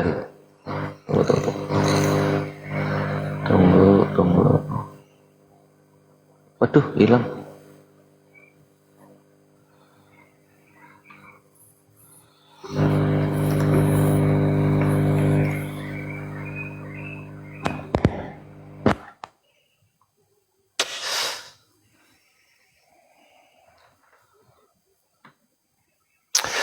Allahumma rabb hadhihi da'wati tammah wassalatil qa'imah ati Muhammadanil wasilata wal fadilah watharafa wad darajatal aliyatar rafi'ah wa ba'ashu maqamman mahmudanil wa ba'ashu maqamman mahmudanil ladzi wa'attah innaka la tukhliful mi'ad. Amin. Ya, tunggu ya bentar ya si Bolis. Mengenai bagaimana membedakan Al-Quran dari zaman Nabi dengan Al-Quran 1924 itu dilihat dari karakter kertasnya dan juga karakter fontnya gitu, karakter fontnya. Karena Al-Quran zaman Nabi sampai sebelum 1924 itu ditulis tangan gitu. Per 1924 itu dicetak. Percetakan pertama itu itu yang kedua sebenarnya. 1924 itu adalah yang paling masyhur. Al-Quran mulai dicetak dengan mesin. Itu dimulai di 1924. Kenapa baru baru di zaman itu percetakan? Karena umat Islam sangat sayang dengan kitab sucinya, sehingga ditulis itu adalah yang paling afdol. Tapi ketika para alim ulama melihat bahwa kawan-kawan kekristenan yang di Jerman dan di Inggris itu dengan tidak hormatnya mencetak kitab suci Al-Quran milik Muslim, maka udah saatnya umat Islam itu mencetak yang miliknya dia juga gitu. Jadi disitulah dimulai tercetusnya Al-Quran versi cetak. Karena apa?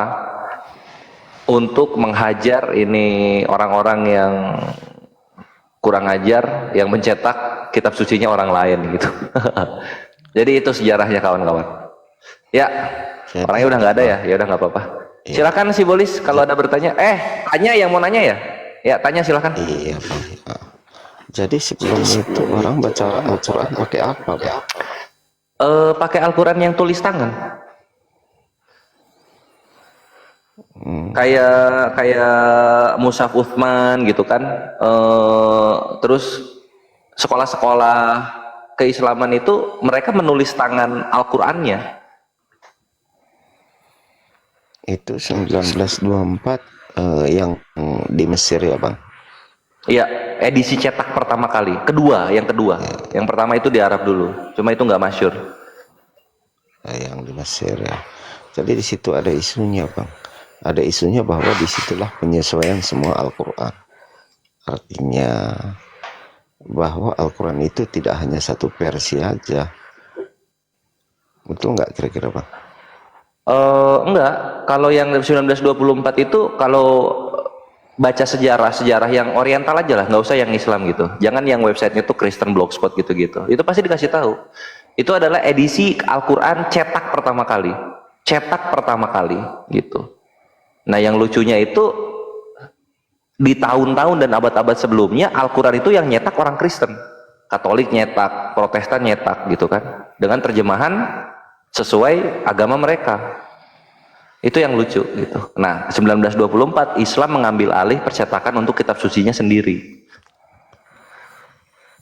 Lalu Jadi kemudian untuk ya kepentingan orang-orang Kristen mencetak itu untuk apa, Bang?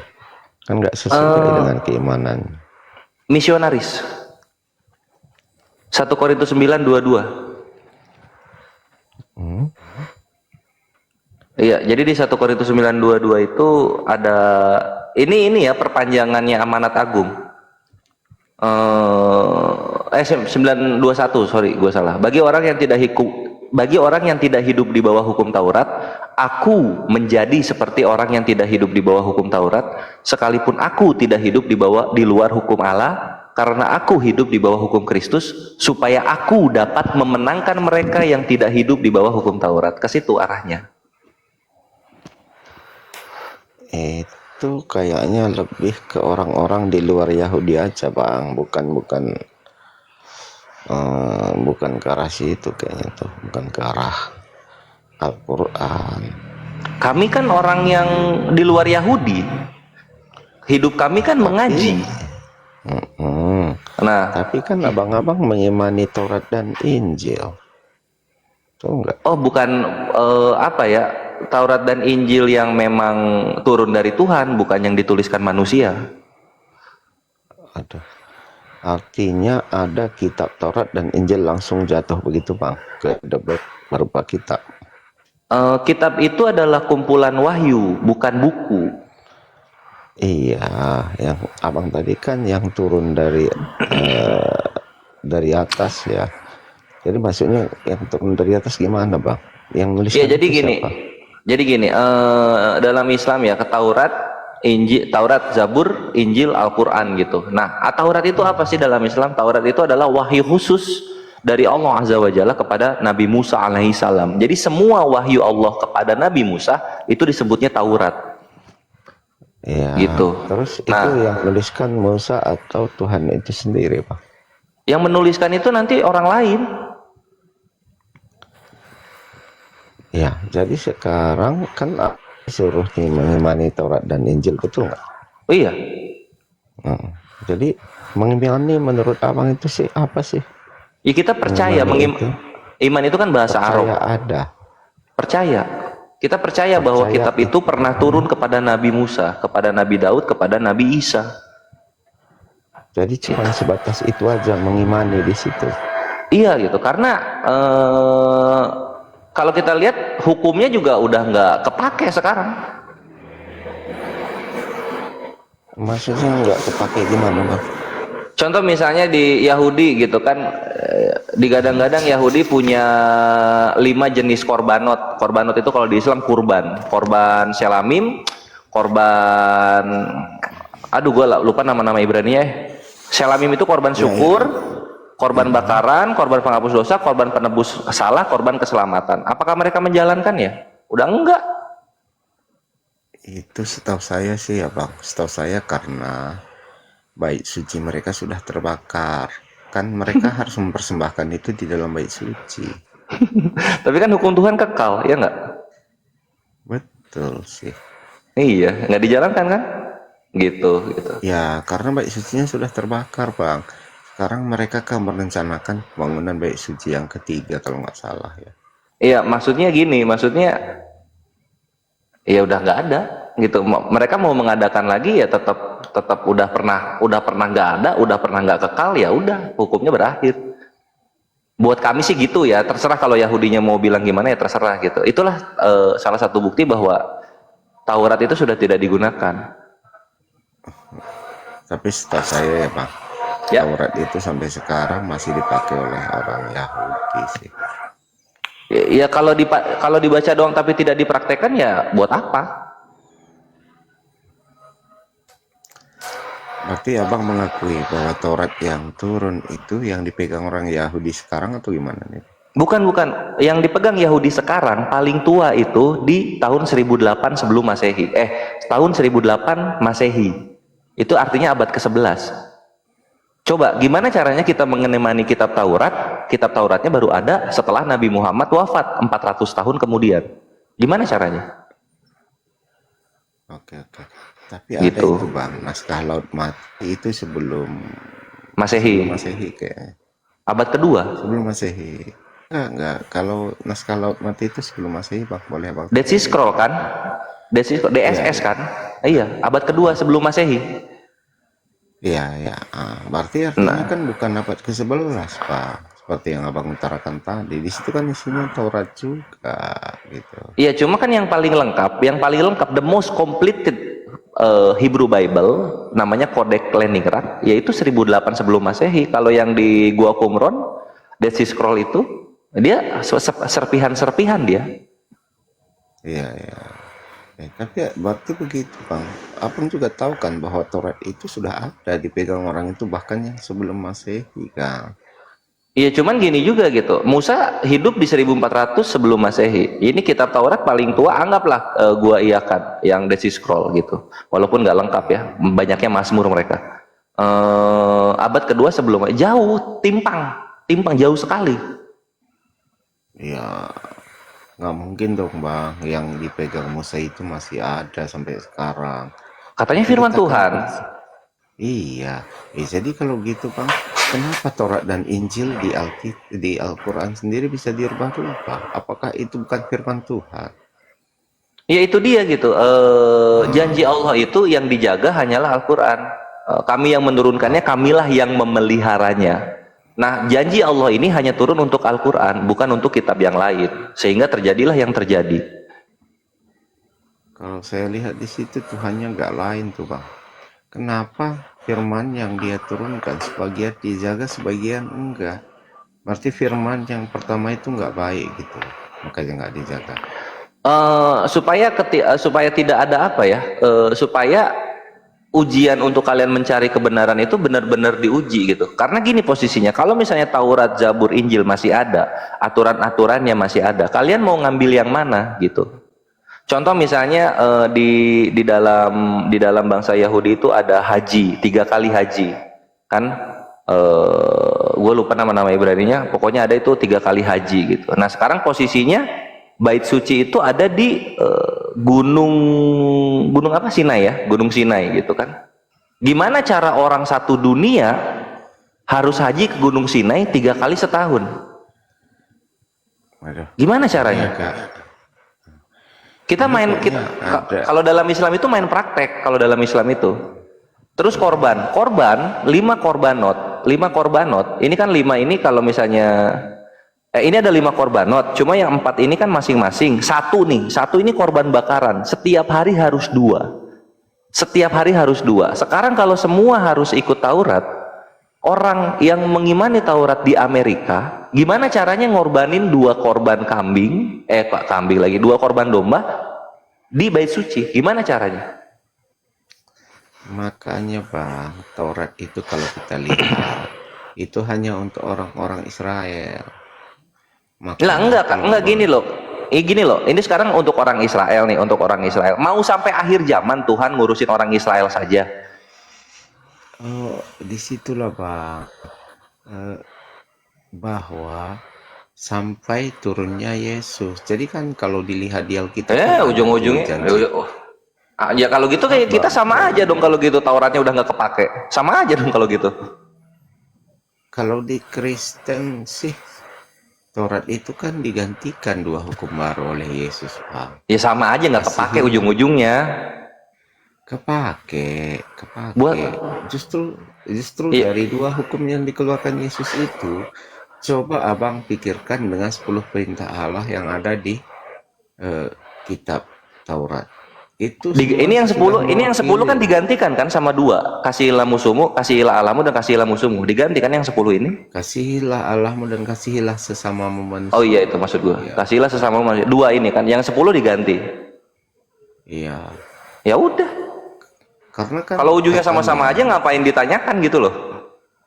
maksudnya sama-sama gimana, Bang?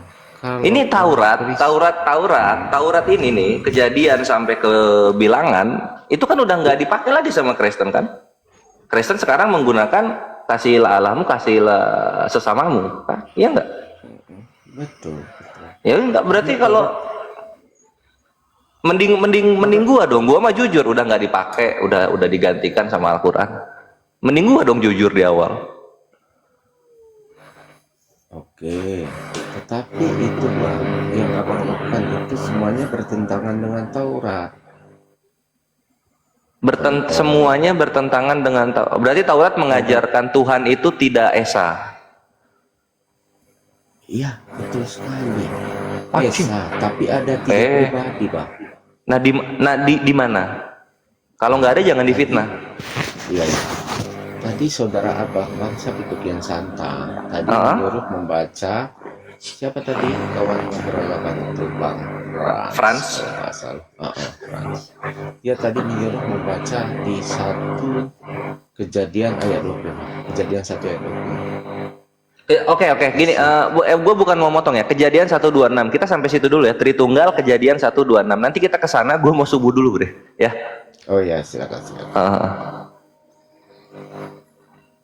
Atau enggak, Ustadz Alif mungkin Kian Santang masuk dulu, gantiin supaya nggak sepi. Kasihan udah nunggu dia loh.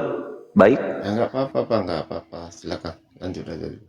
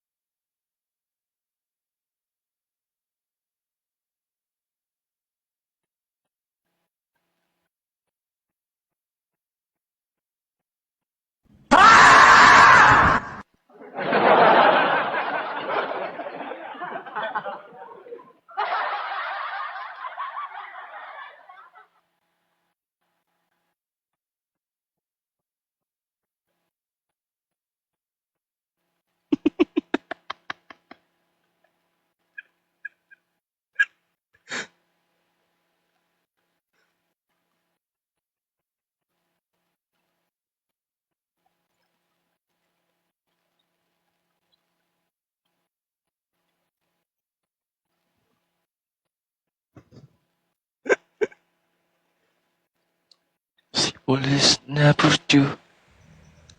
Bang Sibolis monitor. Assalamualaikum. Sahur, sahur, sahur, sahur, sahur, sahur, sahur. Waalaikumsalam warahmatullahi wabarakatuh. Saya total live Total 35 live jam 23 menit. Wih di topeko. Ngeri kan? Hitung 30 jam lebih. 35 jam 20. Setengah jam lagi 36 jam. Kita ada tidur Ngeri. ayam. Saya juga tadi nggak kuat nih kan dari atas tadi nggak kuat mata. Dodong tahu dodong. Lanjut terus, yang juga kami lah Nggak juga lah. istirahat lah. Cuman karena Inspirasi. memang ya kenapa Inspirasi. tanya? Ah, ini kita live ini ada nggak sih pendapatan dari Tito langsung bukan dari koin? Wait. Pendapatan langsung selain dari koin. Cik, assalamualaikum warahmatullahi wabarakatuh. Waalaikumsalam warahmatullahi wabarakatuh. Baru pada sholat tuh. Kavita. Papa Lopo sehat, Papa Lopo, Pak Inspirasi. Alhamdulillah Kang Kumaha. Udah pada sholat ya? Kang Pras sudah Alhamdulillah. sholat belum? Di tempat Sudah saya sudah dari siang. tadi, Kang. Makassar Ini udah siapa jam 6. Magi udah jam 6 lewat Makassar. Kumaha damang Kang? Alhamdulillah Pangesto, jika bisa wae batas Sunda lah. Nggih. Aing kemarin ngejajarin ini ya. Ini padahal ini sama Pak Inspirasi ya. Pak Inspirasi juga ini live. Itu oten Iya. antri sampai jam 9. Akhirnya saya capek kan, saya rungkadin aja udah. 20 oten ada kali itu. Sampai jam berapa Bang Suma? Sampai jam Bang Juma sampai jam 5. Sampai jam 5 ya. Jam 5 di sana ya, berarti jam 4 di saya. Iya. Yang syahadat siapa lagi di kemarin dia? Di saya nggak ada yang syahadat. Di roomnya, di room beliau ini siapa? Di sini kan di Bang Inspirasi kan. Jangan syahadat dulu semua lah, nanti kita nggak bisa debat, boy. Iya itu, aduh makanya saya bilang Bang Suma ini nggak usah lah. Kayak Bang Inspirasi tutup aja nih komalin, bahaya nih kan kita. Saya buka komal yang naik cuman Richard, King Richard. Nggak ada Orang lagi. itu syahadat. Atau yang syahadat sisain aja bom, haleluya, si Cepe, kiamat itu nggak usah syahadat itu, nggak usah. Sampai mampus nggak usah syahadat. Tapi kira-kira kenapa ya orang itu syahadat, Bang? Apa ya yang menarik dari Islam? Ya tanyain ke orangnya bang, mana saya tahu. Oh, Islam itu bersih Bang. Menariknya itu Islam itu bersih. Gitu loh. Oh, Artinya lebih tertata. Hidup itu lebih tertata kayak seperti ya subuh itu udah mandi, menghadap laporan kan, iya. Seger mukanya juga seger loh orang Islam soalnya kan Seger. kena wudhu terus. seger ya, menghadap komandan. Enggak kusut. Siang lagi cuci semua, menghadap komandan lagi. Menjelang sore menghadap komandan. Ini abang-abang ini tahu Emang jam kalau di sholat Kristen dari menariknya mana? apa bang? Bang tanya, di Kristen menariknya apa? Oh, di Kristen menariknya sih, gimana saya mengatakannya ya, bahwa kalau kita betul-betul menjalani kekristenan, kedamaian damai sejahtera seperti yang dikatakan Yesus itu betul-betul ada loh, Bang. Oh gitu bang. Bedanya sama Islam apa tuh kira-kira bang? Oh, saya nggak tahu, Bang, karena saya kan bukan Islam. Abang Yo, tadi kan berat. nanya di Iya. Kristen. Itu kelebihannya itu dari cara apanya bang? Cara perilakunya apa ibadahnya? Oh, dari ajarannya, Bang. Emang kenapa ajarannya Kristen? Gimana bang? Gini. Ketika saya juga Kristen sebenarnya kan betul-betul menjadi seorang Kristen ketika saya mulai mendalami Alkitab kan. Jadi di situ saya disuruh misalnya kasihilah musuhmu. Terus kalau saya baca di kitab-kitab pengkhotbah, Amsal, banyak hal-hal yang saya temukan, Bang, yang betul-betul berguna ketika saya melakukan kehidupan ini. Contohnya nih, menguasai lidahmu sama dengan menaklukkan satu kota katanya. Itu mendalam sekali ya, Bang, kalau saya lihat sih. Gitu-gitu doang, dia, Bang? Bang, banyak. Iya bang, itulah yang saya lihat ya di Iya, kekristenan. gitu doang bang. Ya itu yang saya lihat ya itu bang. Nah, artinya ajaran di situ betul-betul ajaran kedamaian. Dan kalau kita betul-betul melakukannya Itu semua, kira-kira dilakuin nggak bang sama orang-orang Kristen bang di Indonesia lah ya, yang misalkan 5% lah ya, dilakuin nggak bang ya ya. hikmat itu? Kalau saya bang nggak bisa menghakimi orang bang. Saya nggak tahu hati orang seperti apa. Oh ya, kalau Saya abang hanya doang mah nggak bisa, apa-apa lah, yang lain soalnya nggak gitu bang. oh ya orang lain nggak bisa saya nilai bang, maaf gitu bang. Saya nggak mau menilai orang. Ya berarti bukan untuk semua Kristen ya. Ya Masalahnya ajaran banyak itu debt yang collector bang, banyak debt collector. Saya lihat KTP-nya, wah agamanya Kristen, tapi kejam-kejam, weh. Ada motor di pinggir jalan ditangkap, diambil yang belum ya, apa nyetor. Wah ini ajaran kasihnya di mana nih? makanya bang, lihat orang itu jangan lihat KTP-nya, lihat hatinya Oh bang. hatinya, berarti dia hatinya busuk ya karena telah. Saya nggak berani menghakimi bang, cuma seperti itulah bang. Kasihilah musuhmu Kang. Kalau perang gimana kita ya? Nggak bisa jadi tentara itu orang Kristen dong ya? Nggak bisa ya? Bisa sih bang, jadi tentara yang jujur gitu loh bang. Terus kalau ditangkap nih, terus kata musuh di mana gudang misiu komandan kamu di mana? Jujur gitu ya? Jujur ya betul bang, kita harus jujur. Habis rahasia negara. Habis rahasia negara kalau orang Kristen jadi intelijen. Bin. Habis. Di mana persembunyian para tentara Indonesia ditunjukin tuh langsung. Tunjukin. Oh di sana. Oh, makanya Kang Siang banyak pejuang dulu ditangkap. Jangan-jangan gara-gara Ini iya kerjaannya nih, wah parah ini, parah ini. Oh, ternyata ada spionnya, oi. Sebentar bang. Abang ini kan tadi sholat 5 kali 1 hari ya kalau nggak salah ya. Ya. Terus jam-jam sholat itu yang ngasih tahu siapa bang? Rasulullah. Yesus, Siapa? Yesus. Waduh, abang ini bercanda bang, yang santai Kok bercanda? bercanda.